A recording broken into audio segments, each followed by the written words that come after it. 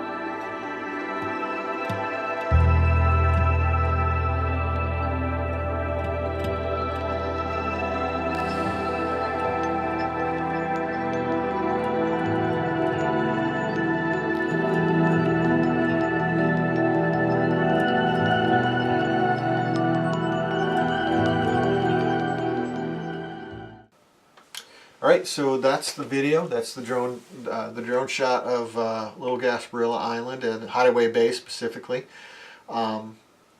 Very neat place. I think you can find rentals online at like VRBO and I think Tarpon. I don't remember exactly, Tarpon Real Estate or something like that is another place, I believe. And just a great place. So if you like the video, give it a thumbs up. If you want to stick around to see more drone video as it's posted, you know, become a subscriber. We'd love to have you. But until then, we'll see you later.